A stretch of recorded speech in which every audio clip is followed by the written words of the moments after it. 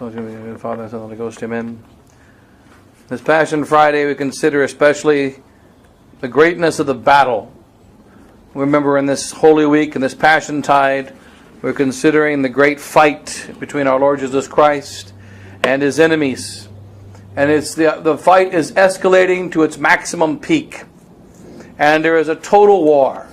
A total war. In fact, the normal Mass of today, the Passion, and the normal Mass of today, the Mass which would be the Mass of the Friday of Passion Week, we read from the book of Jeremiah.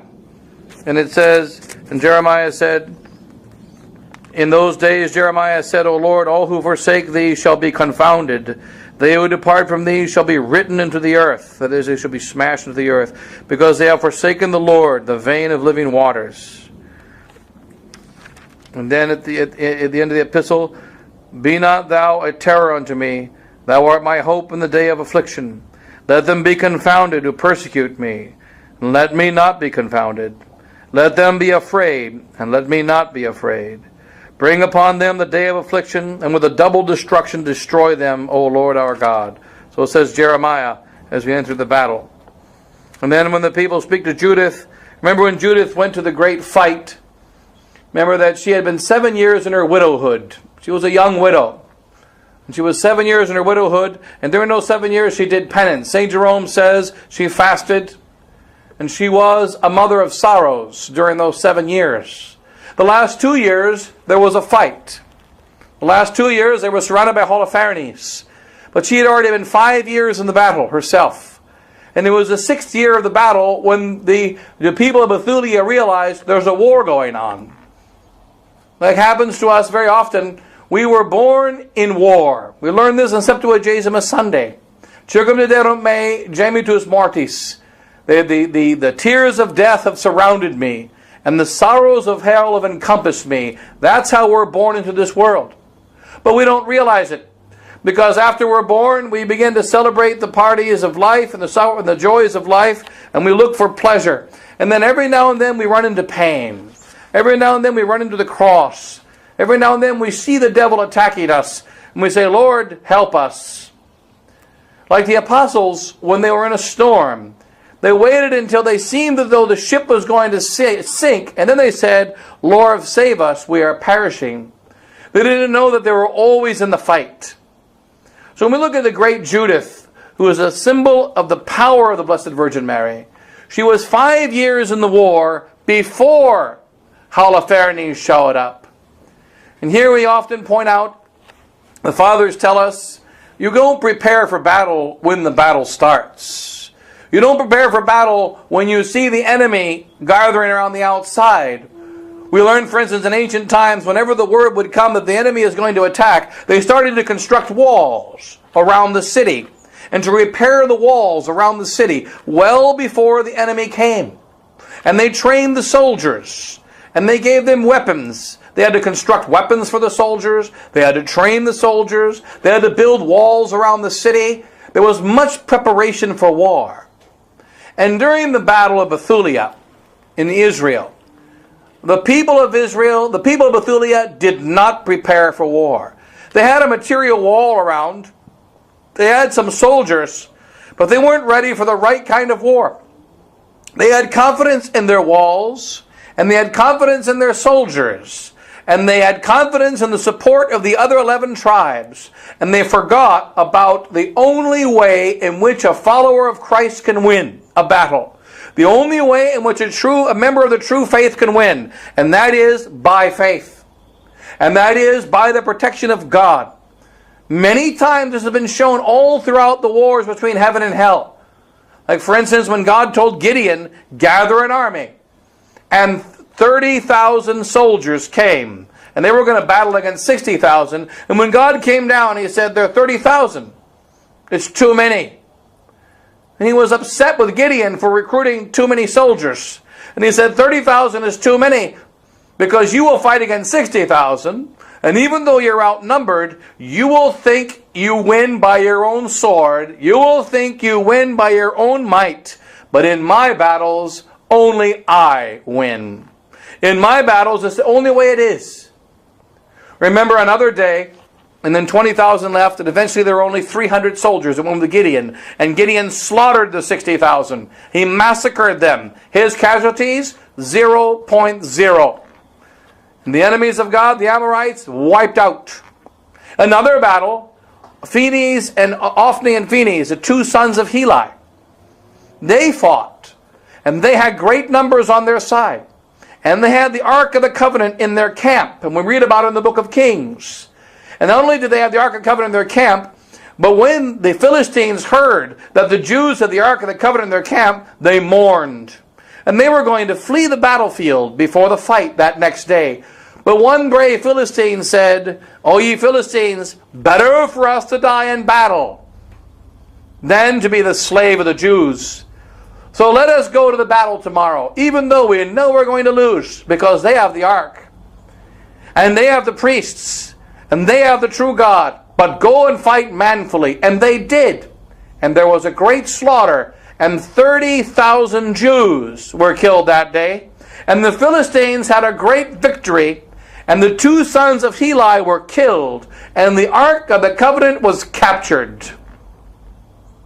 Because these two priests were wicked priests, and because those Jews had confidence in the wrong things, and they lived in wickedness, and they wanted God to bless them, and they were defeated. And so Ophni and Phinehas defeated. And yet Gideon victorious. And when the Jews were backed up against the Red Sea, and the Pharaoh's massive army came against them, and there was not one sword in the hand of the Jews, they walked through the Red Sea, and every single member of Pharaoh's army was massacred. And Judith speaks about this because she knew about the battle. One thing we learn about Judith in her great preparation for war is she prepared by knowing the Scriptures. She prepared by knowing the history of the Jews. She prepared by knowing the victory of God. She prepared by knowing her catechism. She knew her catechism. She knew what was the power of the Jews against the enemies of God. And if we are faithful, and if we do not turn against our God, we cannot be defeated. Even Balaam, the wicked prophet, knew that. Balaam was paid by the king Balak. And Balak said, "These Jews under Moses are wiping everyone out. I know that I cannot defeat them with an army. I must have my God fight against his God. So you're a prophet, Balaam. Go and curse them." And Balaam said, "I'll take your money, no problem. But you must understand that God controls what comes out of my mouth, and it may not be what you like." So he stood up to curse the Jews, and he blessed them 3 times. He stood up to curse the Jews, and he prophesied blessings upon them, including that the Messiah would come out of Bethlehem of Judah. Or Judah rather would be the sacred tribe of the Jews from which the Messiah would come. And then Balak said, "Why am I paying you?" And Balaam said, "Don't worry. You cannot defeat these people if they are faithful to their God. But you can defeat them. In fact, anyone can defeat them. All you have to do is get them to turn away from their God. All you have to do is get them to step away from the faith.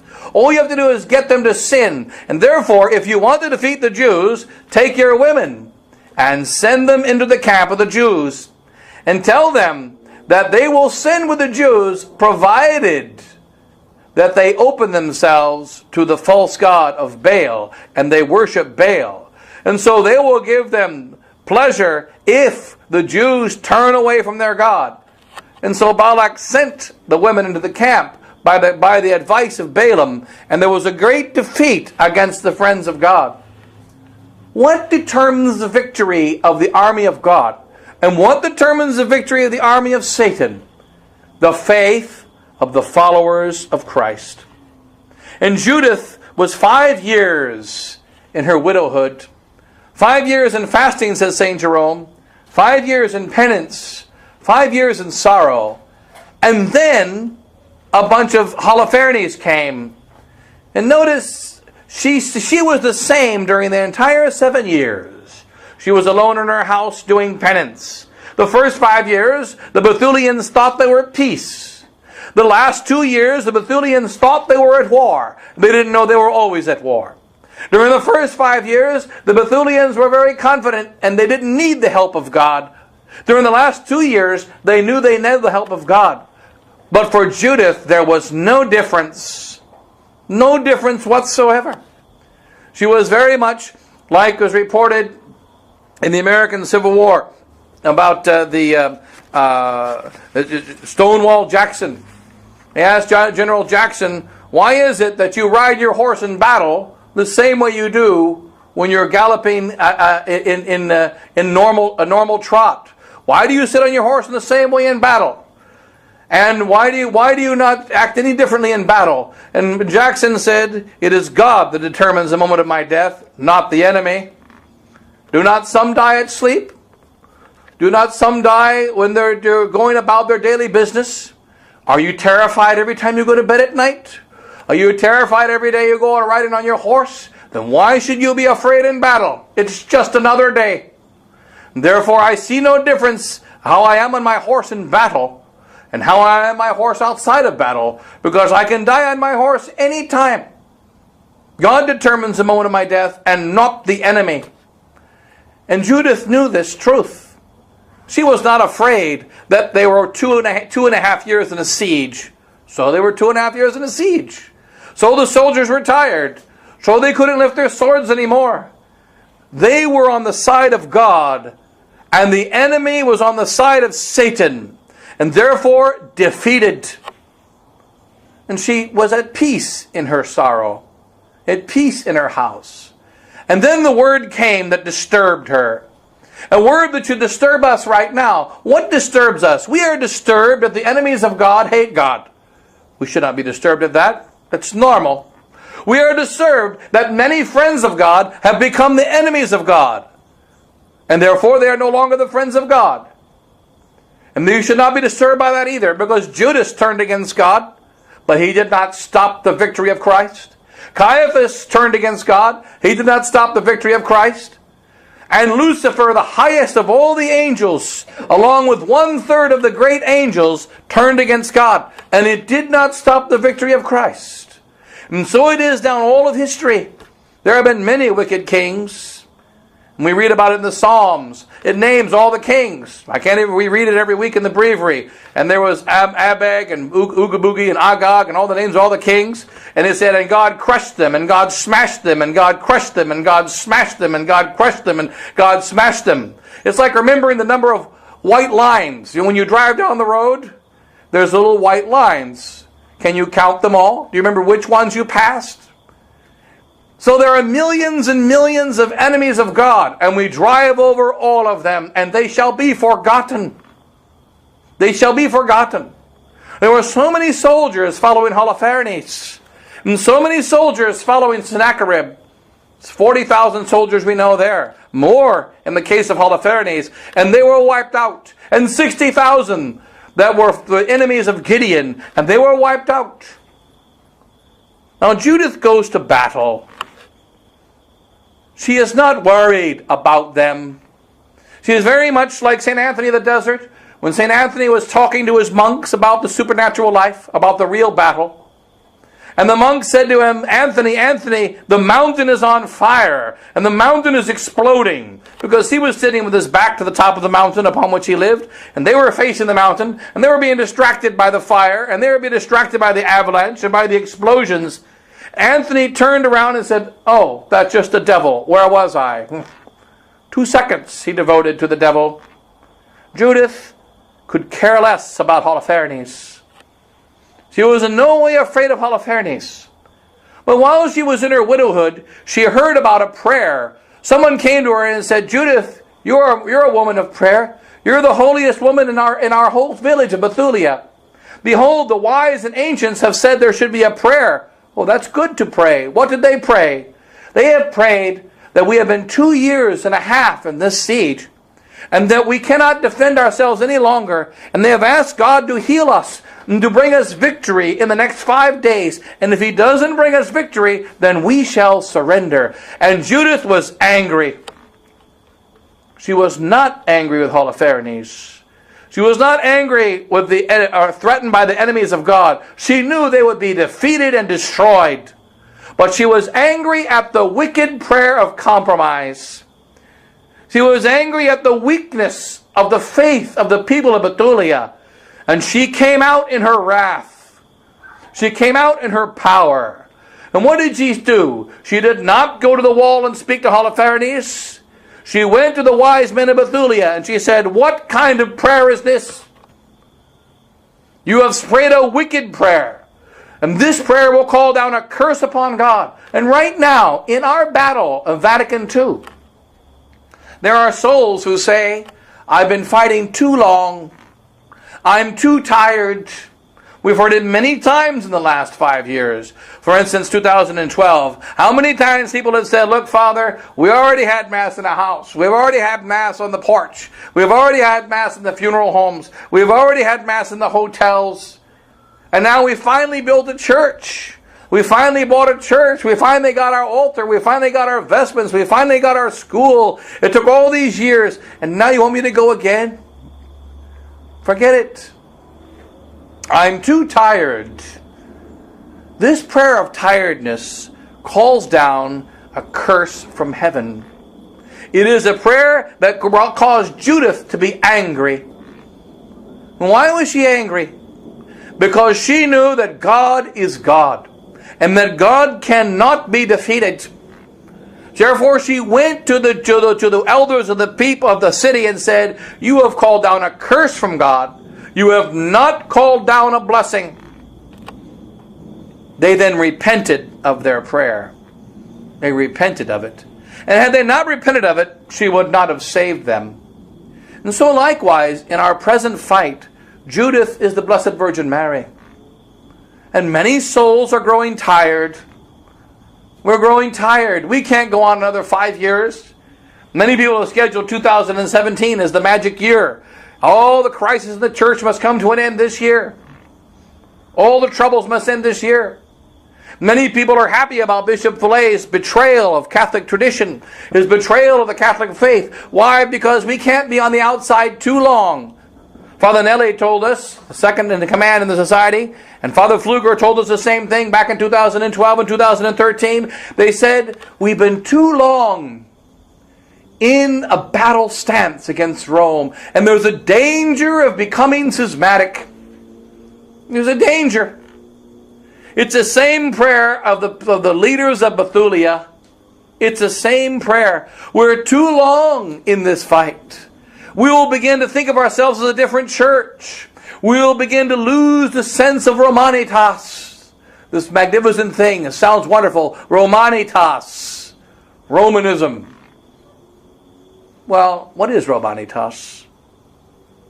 What did St. Peter do, who made Rome the sacred city? St. Peter was told by his master, go back to Rome and be crucified. And he was crucified for the faith. He was crucified upside down, and he died for his faith. He sealed the faith in his blood, and he did not walk away from the battle. And that was a seal of St. Peter in Rome. And if we're going to follow St. Peter, we cannot walk away from the battle. We must seal it in our blood. Whoever gets shot running away is a coward, and shall die a most wicked coward. I forget the name of the soldier, but he was a colonel in the army of General Custer. And he was there at the Battle of Little Bighorn. And he was the only body out of the 140, whatever the number was, that were there slaughtered by the Indians. He was the only one who was not robbed by the Indians. He was the only one who was not pillaged and who was not cut to pieces, because it was the practice of the Sioux that when the battle was over, they didn't want their enemies to fight them in the next life. And so they took knives and they cut their sinews. They cut all their sinews in their arms, in their hands, in their legs, and their feet. But Jacobi, I think his name was, they didn't cut him at all. They also robbed all the dead, but they didn't rob him. He was 1 second away from being the great hero of Little Bighorn in Montana in 1870, whenever it was. He was riding away from the battlefield. And there were about 12 Indians chasing after him. He was trying to escape. And what's his name? The chief crazy horse said, "Stop, let him go," so that he can tell the story of our great victory. And at the moment that he said stop, all the Indians pulled up their horses like this. And at that exact same moment, Lieutenant Jacoby turned around and he saw all this wide army of like 12 or 14 and looked at him like a whole army of Indians coming after him. In fact, they were stopping to let him escape. He didn't want to be captured by the Indians, and so he pulled out a pistol and he shot himself in the head and committed suicide. Had he delayed 1 second, he would have noticed that the Indians turned around. He would have escaped and then would have made all the movies about him instead of Custer. The hundreds of movies that have been made and all the stories written by Little Bighorn, all would have been written about him. Instead, he died a pathetic coward. And they all saw him die. Now, just 2 years ago, the flag that he was carrying was just sold for $1 million on eBay, whatever. They had an auction, and they sold off the flag. He was carrying a flag of the 7th Cavalry, whatever it was, and so they sold it for $1 million. It wasn't worth anything until now, because people appreciate cowards now. It was worthless before. Now they like cowards, so it was worth $1 million. He died a coward. He died thinking that he couldn't make it, and he didn't want to be touched by the Indians, and so they watched him commit suicide, and they left this man because he's no harm to them. And right now in the great battle in which we are at the time of that lieutenant, or Judith. We shall not be defeated by our enemies, and if we have the faith, we shall be victorious. And the devil knows that.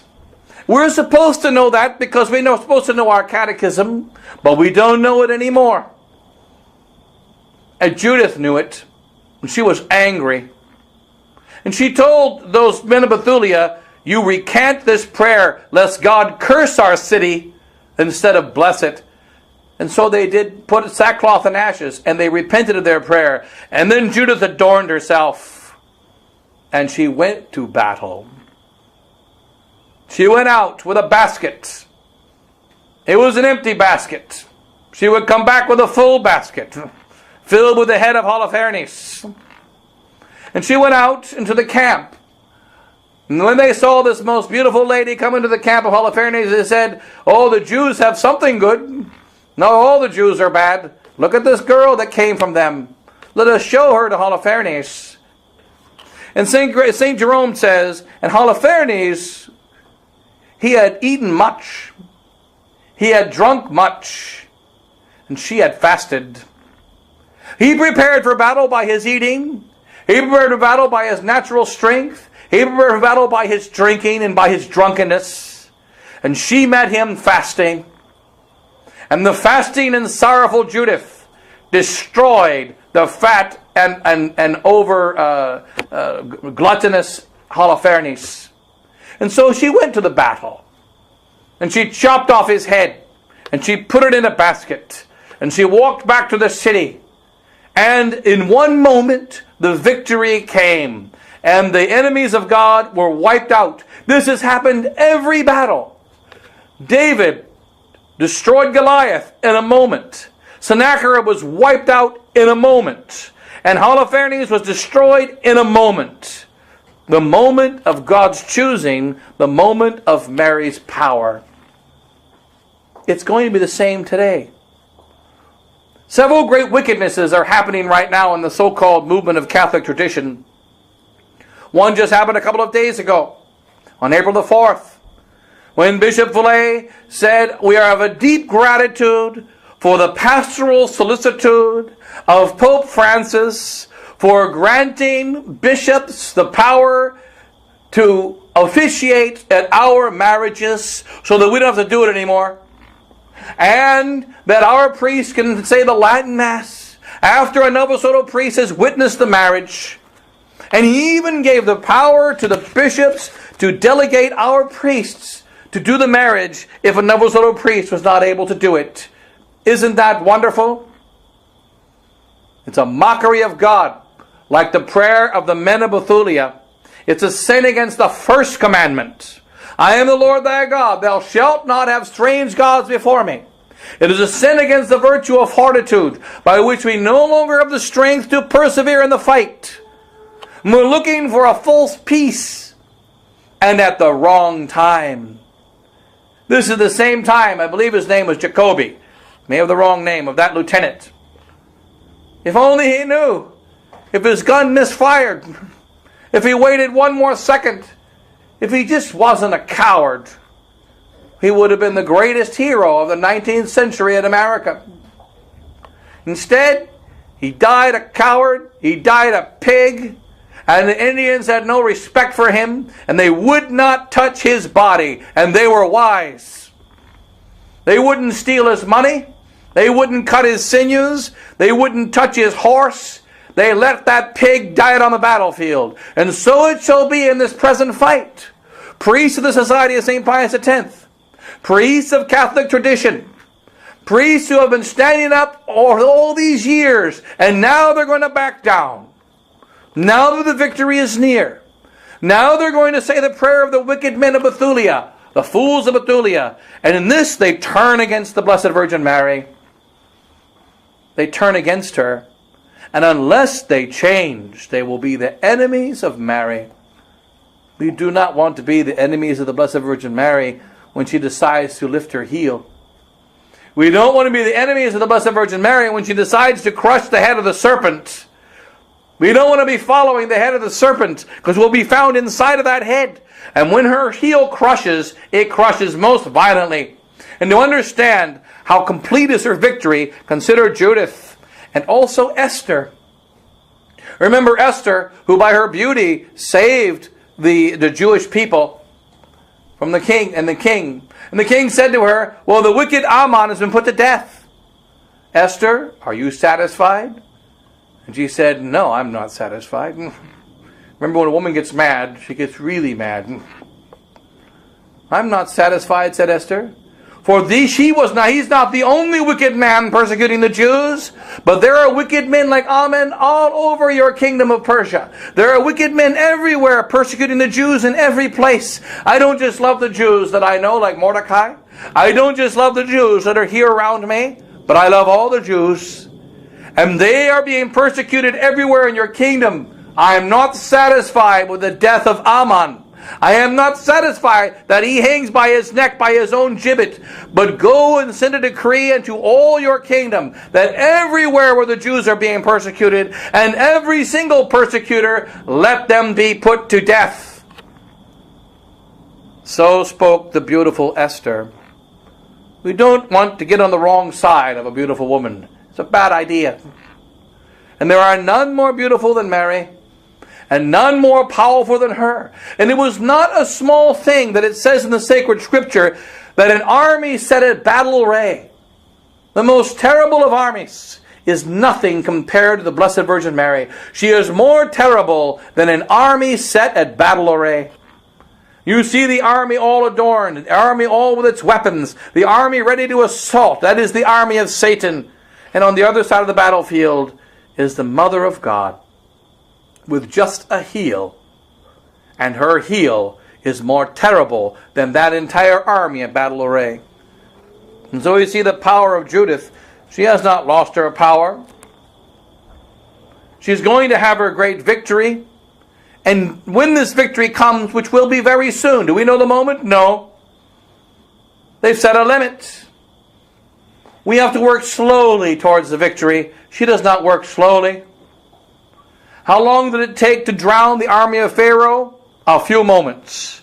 How long to kill the 40,000 of Sennacherib? A few moments.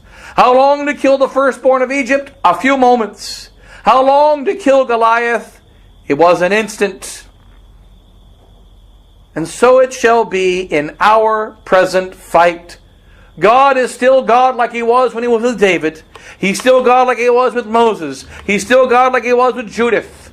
And He is God now. And He will bring a total wiping out of our enemies.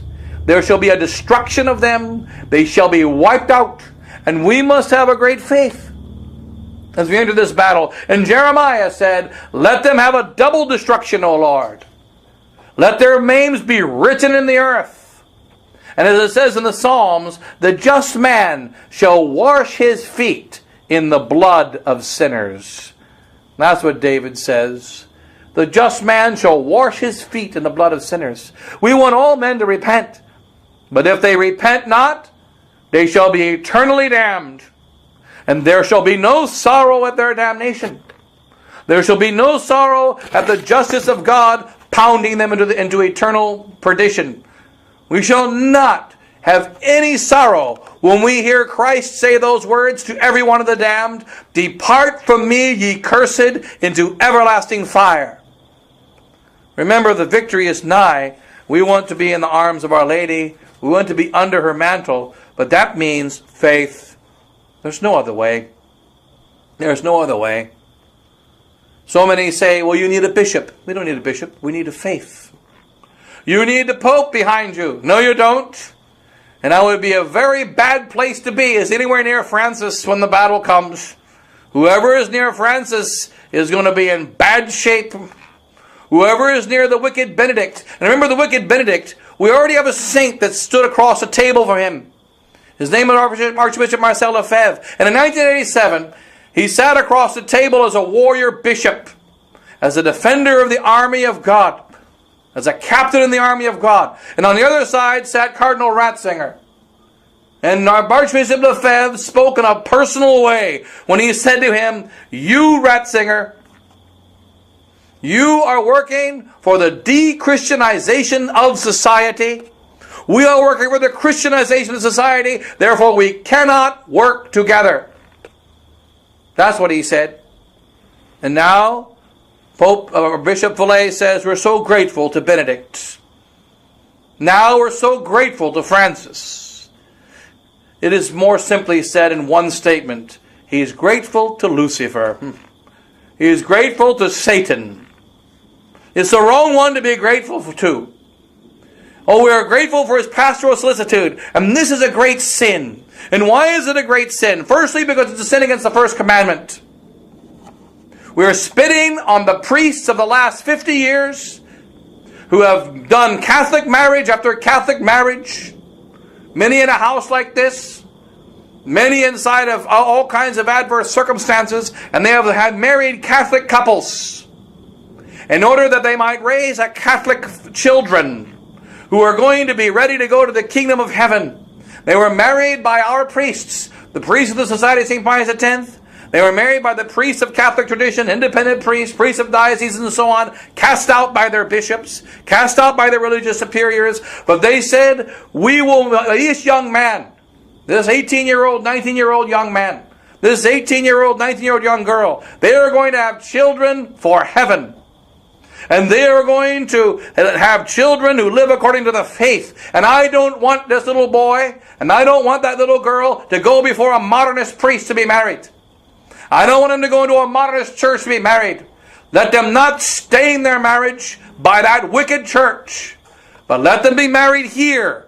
Let them keep the buildings. We keep the faith. And for the sake of the faith, we marry these Catholic couples. And they are truly married before God. Truly married before God. And now what does Bishop Villay say? Some might not be certain about their marriage. Who is not certain? The devil knows. He's just a liar. He's certain. We know. Who is uncertain? He does not say. And he tries to use slippery language so that when we criticize him for saying, you are doubting the marriages of our priests over the last 40 years. Oh, no, I'm not. This is just for them. Explain that to Christ at the judgment. You won't have much time. And he won't listen to what you have to say.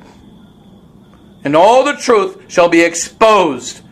Ask your guardian angel to help explain it. He will not.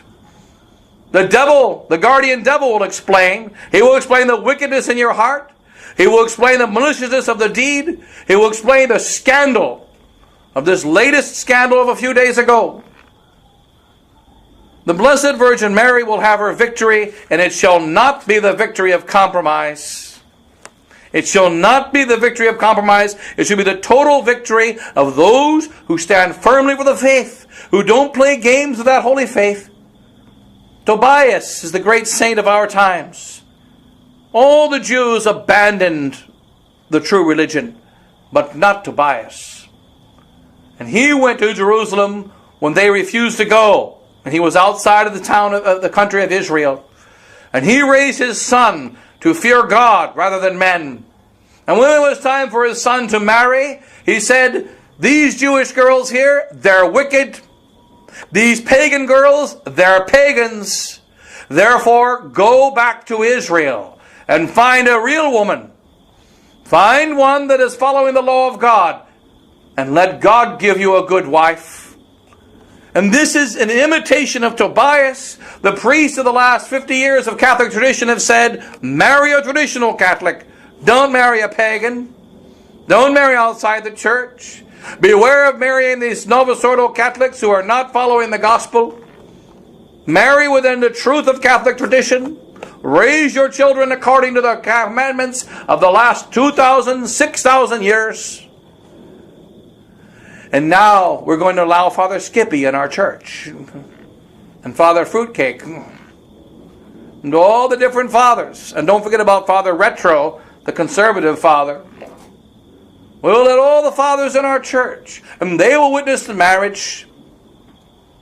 And this is a spitting on the divine truth. It is not right. We have been instructing couples down the last 50 years, not only us at the Society of St. Pius X, but all the priests of tradition have been rightly instructing couples. You should normally be married by your local pastor. What is it, Sacred Heart Church, or whatever the church is here. What is your local parish here anyway? St. Luke's. St. Luke's. So you should be married at St. Luke's. But the priest of St. Luke is saying the new Mass. The priest of St. Luke accepts Vatican II. The priest of St. Luke is not following the gospel according to our ancestors down the last 2,000 years. Therefore, you should not be married by him. Furthermore, he will require a new instruction, which is a secondary problem. He will require a new instruction, such as they'll have to learn NFP, and you have the modernist training in the marriage pre-Cana classes, which is also a problem, but a secondary one. And you don't want that either. You have the right to a Catholic marriage with the Catholic instruction, without the new Mass, without the compromise of Vatican II. And therefore, if your pastor is not showing signs of changing within the next 30 days, that's specifically what canon law says, for those that like the code of canon law. If he does not look like he's going to change in the next 30 days, then any priest can do the marriage, and you should find a priest to do that marriage. And so we do, correctly, according to canon law, have valid marriages in the last 50 years. Now this is being brought into doubt. And what is Bishop Follet saying? He says, well, we're very grateful. We're grateful for the confessions. Our confessions we're given ordinary jurisdiction between the Holy Year, the holy celebration of that wonderful event called Vatican II, which caused 1 billion souls to go to hell. Isn't that wonderful? And after 50 years of celebrating this wonderful event in the year of the Jubilee, we were granted ordinary jurisdiction. And now this blasphemous jurisdiction is going to be continued on beyond that year of the Jubilee. And so we're grateful. He repeats that in his statement. And now we have the pastoral solicitude of Pope Francis, that Pope who destroyed the Franciscans of the Immaculate. That Pope who curses the traditional sisters, or they're not even just Novus Ordo sisters, who are trying their best to follow the old law, the old rule, even though they go to the new Mass. He told them, you must adjust to Vatican II or in the streets. Is that pastoral solicitude? Last year, Father Raphael is now picking up some of those sisters in Colombia.